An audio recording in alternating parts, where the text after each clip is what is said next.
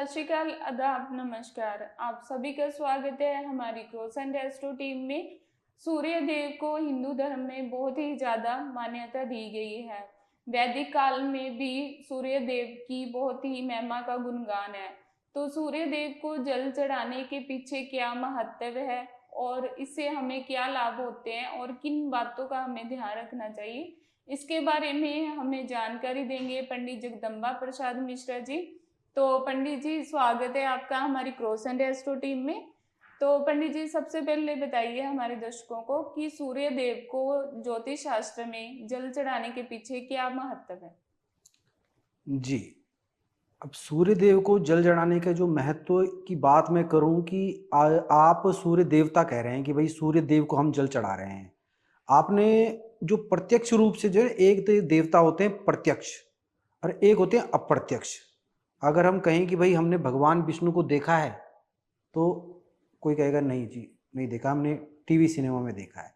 और किसी शंकर भगवान को डायरेक्ट देख, सूर्य देव प्रत्यक्ष देवता हैं जिनको हम देख सकते हैं। बाकी देवताओं में और सूर्य देव में ये फर्क है। चंद्रदेव, इनको हम प्रत्यक्ष देख सकते हैं। तुलसी, ये प्रत्यक्ष देवता है। गाय, ये प्रत्यक्ष देवता है। तो ये कुछ देवता बताए गए हैं जिनको हम प्रत्यक्ष रूप से पूज सकते हैं। तो अब आप ये समझिए कि आप किसी देवता को पूज रहे हैं जो यहाँ पे है ही नहीं, और उसकी मूर्ति आपने रखी है और उनको आप पूज रहे हैं कि भाई मेरे को मेरी फलानी मनोकामना पूरी कीजिए। और दूसरे देवता हैं जो आपके सामने हैं बिल्कुल, और उनसे आप कोई मनोकामना मांग रहे हैं। कौन सी मनोकामना आपकी जल्दी पूर्ण होगी? जो सामने है, प्रत्यक्ष देव। तो सूर्य देव हमारे सामने प्रत्यक्ष देवता है। हम अप्रत्यक्ष रूप से, इनडायरेक्ट रूप से अपनी बात नहीं रख रहे हैं। डायरेक्ट एक बात पहुंचाने का तरीका और उस तरह बात पहुंचाने के तरीके की विधि को सूर्य अर्घ देने की विधि कहा गया है। सूर्य अर्घ मतलब हम सूर्य देव को प्रसन्न करने के लिए ये क्रिया करेंगे। तो ये इसका जो है धार्मिक महत्व है कि ये प्रत्यक्ष देवता हैं, इनको हम देख सकते हैं, इनसे हम जो है एक दूसरे से हम संपर्क में हैं। कुंडली में सूर्य की स्थिति यदि ठीक नहीं है, कुंडली में सूर्य की स्थिति ठीक न होने से सबसे पहला जो दोष लगता है, दाम्पत्य जीवन में अभाव देखा जाता है, सुख का अभाव देखा जाता है। सूर्यदेव कुंडली में ठीक नहीं है, सरकारी कार्यों में रुकावट आती है। सूर्यदेव कुंडली में ठीक नहीं है, पिता से अनबन रहती है, पिता की संपत्ति मिलने में भी दिक्कत होती है। ऐसे जातक की जिसका सूर्य खराब है, मैंने देखा है कि उसकी बुआ बहनों ने जो है संपत्ति पे जो है कब्जा कर लिया। तो सूर्य खराब होने से इस प्रकार के जो है हमको नुकसान देखने को मिलते हैं।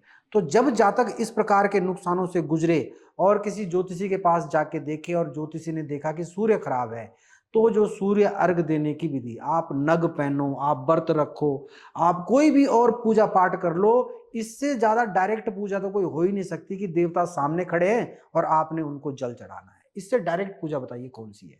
तो ये इतनी महत्वपूर्ण पूजा है जिसमें आपका देवता सामने है और भक्त भी सामने है और क्रिया भी सामने हो रही है। ऐसी पूजा तो दुर्लभ पूजा है। ये सूर्य अर्घ एक दुर्लभ पूजा है।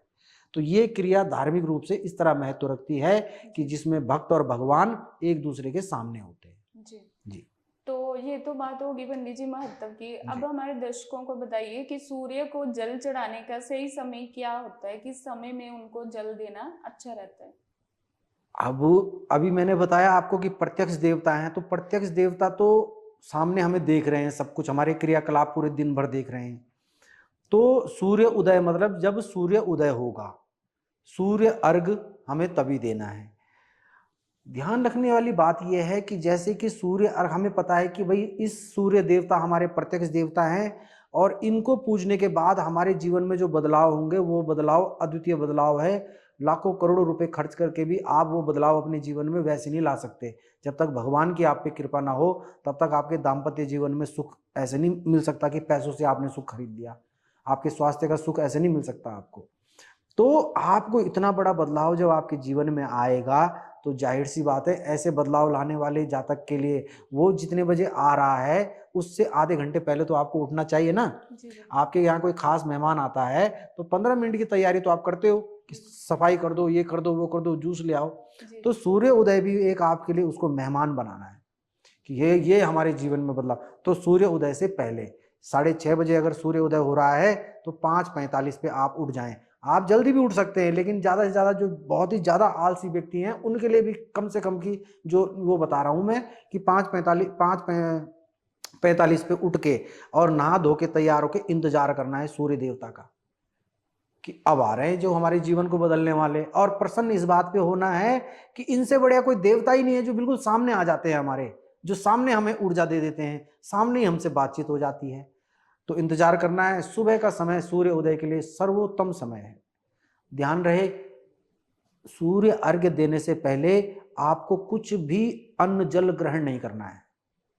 नहा धो के तैयार होना है, अन्न जल ग्रहण नहीं करना है, आपने भूखे पेट रहना है सुबह सुबह और तैयार होके। तो सुबह सुबह का समय, कोई कार्य फंस गया तो सूर्योदय के हद से हद 15-20 मिनट, आधा घंटा बस, इससे ज्यादा देरी सूर्य अर्घ्य देने में नहीं करनी चाहिए। वो कार्य जो है विपरीत फल देने लगेंगे।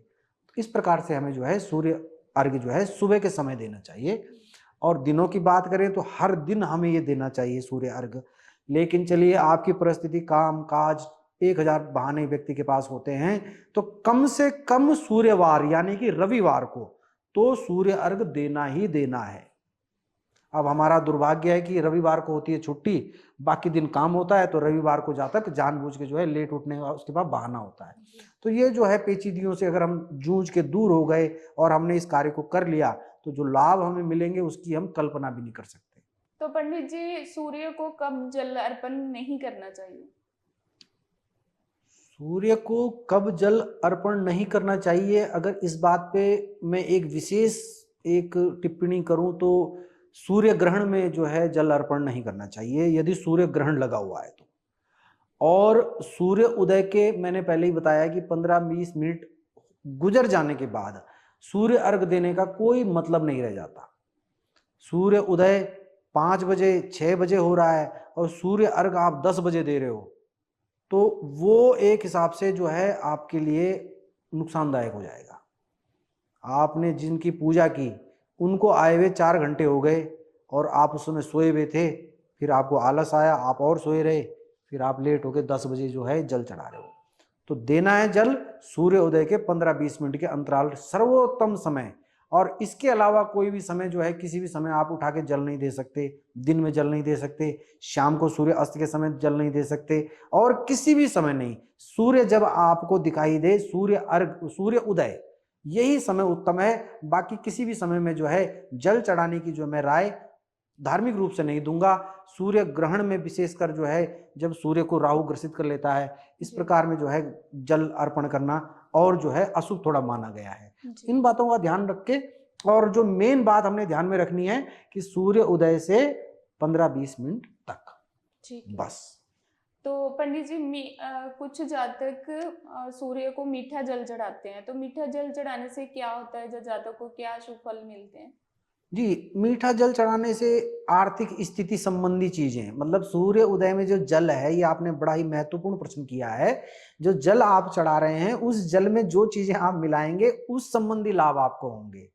कुछ लोग रौली, कुछ मौली, कुछ अष्टगंध, उसमें अलग अलग नाना प्रकार की चीजें डालते हैं और उससे सुगंधित द्रव्य, तो वो जो मैंने बताया कि लाभ, भाई सरकारी लाभ, पिता से लाभ, पैतृक संपत्ति में लाभ, धन लाभ, स्वास्थ्य लाभ, दाम्पत्य जीवन में लाभ, उन लाभों की चर्चा करते हुए अलग अलग जो है दाम्पत्य जीवन में और धन लाभ के लिए जो है वो आप जो बोल रहे हैं रौली मौली और लाल रंग का सिंदूर इत्यादि मिलाया जाता है।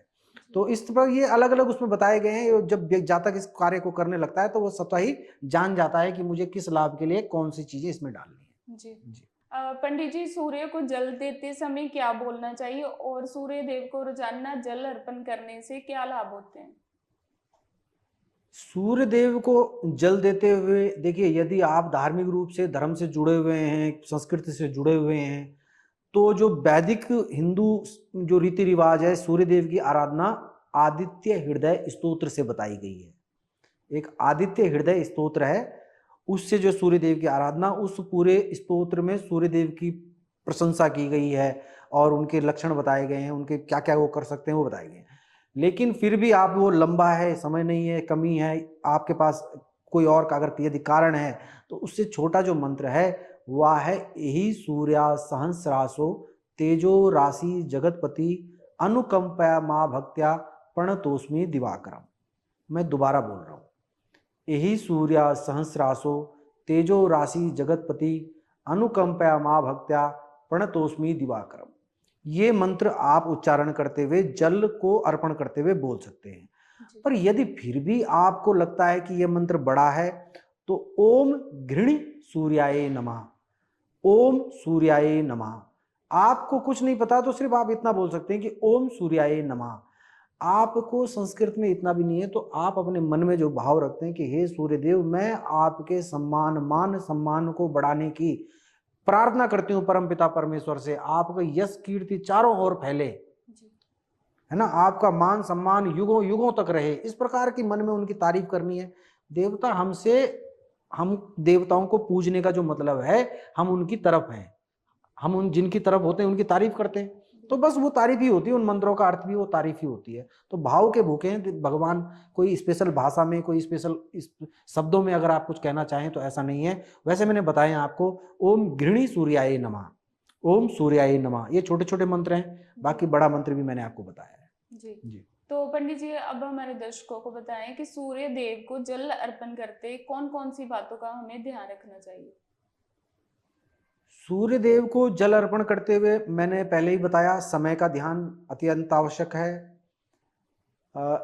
जिस दिन आप सूर्य अर्घ देना प्रारंभ कर रहे हैं वो समय का ध्यान रखना भी जरूरी है। देखिए, बड़ी महत्वपूर्ण की बात है कि कोई भी कार्य है, उस कार्य की पूर्णता पता है किस बात पर निर्भर करती है, कि उस कार्य को सही समय पे प्रारंभ किया गया कि नहीं। एक विशेष दिन का इंतजार कीजिए, सर्वार्थ सिद्ध योग का इंतजार कीजिए, एक अच्छे इतवार का इंतजार कीजिए, एक ऐसे इतवार का इंतजार कीजिए जिस दिन सर्वार्थ सिद्ध योग पड़ रहा हो, अक्षय तृतीया का इंतजार कीजिए, शिवरात्रि का इंतजार कीजिए, नवरात्रि का, किसी बड़े पर्व में इस कार्य को पहले प्रारंभ कीजिए। करना किस तरह से है कि आप अपने घर की छत में किसी साफ जगह पे, जहां लोगों के पांव कम से कम पड़ते हों, ऐसी जगह चुन लें। ऐसी जगह चुनकर, और साफ सफाई हो, वहां पे गंदगी ना हो, धार्मिक रूप से कोई गंदगी ना हो, ऐसी जगह, और एक जगह एक समय, और नंगे पैर, उस समय पैर भी नंगे होने चाहिए अर्घ देते हुए। तो वो जगह सुनिश्चित कर लीजिए, जहां पहले दिन जल देना है वहीं बाकी दिन भी जल देना है। खास समय में हमें इसे प्रारंभ करना है, एक अच्छे समय में, अक्षय तृतीया, सर्वार्थ सिद्ध योग इत्यादि में। तो इस प्रकार का तो सबसे पहले ये ध्यान रखना है हमें। कि दूसरी बात, जब हम सूर्य देव को पूज रहे हैं तो हमें समझना है कि हम सरकार को अपनी तरफ करेंगे, अपने पिता को अपनी तरफ करेंगे। तो आप जब शुरुआत में सूर्य अर्घ्य देने लगते हो, यदि आपके अपने पिता से संबंध खराब हैं, आपके सरकार से संबंध खराब हैं, दाम्पत्य जीवन में संबंध खराब हैं, तो सूर्य अर्घ्य देने के बाद आपके मन में वो विचारों का जमावड़ा टूटने लगता है कि ये सब खराब है। आपको पता लगने लगता है कि कुछ ना कुछ तो कमी मेरे में भी होगी, और उस कमी को दूर करने की जब आप अपने मन में ठान लेते हो तो वो क्रियाएं करना भी आपको अत्यंत आवश्यक है। मैं पहले कहता हूं कि मात्र उपाय करना ही एकमात्र एक रास्ता नहीं है अपने जीवन में बदलाव के लिए। उस उपाय के बाद हमको तैयार रहना है उस लायक बनने के लिए जो उस उपाय से हमें फल मिलना है। उस उपाय से हमें फल मिलना है कि हमें सरकारी नौकरी लगेगी, उस उपाय से हमें फल मिलना है कि हम कहीं एक बड़ी पोस्ट पे चले जाएंगे। अरे हमारी दिनचर्या है उस लायक? अगर हमें सरकारी नौकरी मिल रही है 1 लाख रुपए की और हम कहीं सरकारी बाबू बन रहे हैं, तो जाके देखिए सरकारी बाबू उठता कितने बजे है, वो सरकार के प्रति कितना ईमानदार है। तो हमको अपने जीवन में उन बदलावों को सूर्यदेव स्वतः ही ले आते हैं। अपने आप मन में बात आ जाती है कि चलो क्या फालतू रहना है, क्या गलत लोगों के साथ रहना है, क्या सरकार विरोधी लोगों के साथ रहना है। आप सूर्य को अर्घ दे रहे हो और किसी सरकार विरोधी का मतलब जो सरकार का विरोधी है, कानून का विरोधी है, गैर कानूनी व्यक्ति है, ऐसे जातक के साथ आपका संपर्क है, तो वो अर्घ किस काम का। थोड़ा बदलाव आपको जीवन में भी लाने पड़ेंगे। तो इन बदलावों के साथ आपको लाभ अवश्य मिलेगा, ऐसा जो है मेरा शास्त्रीय मत है। पंडित जी, आपने हमारे दर्शकों को सूर्यदेव को जल चढ़ाने के बारे में बहुत ही अच्छे से ज्ञान दिया। उसके लिए क्रॉस एंड एस्ट्रो टीम की तरफ से आपका बहुत बहुत धन्यवाद पंडित जी। जल्दी मिलते हैं हमारी नेक्स्ट वीडियो में।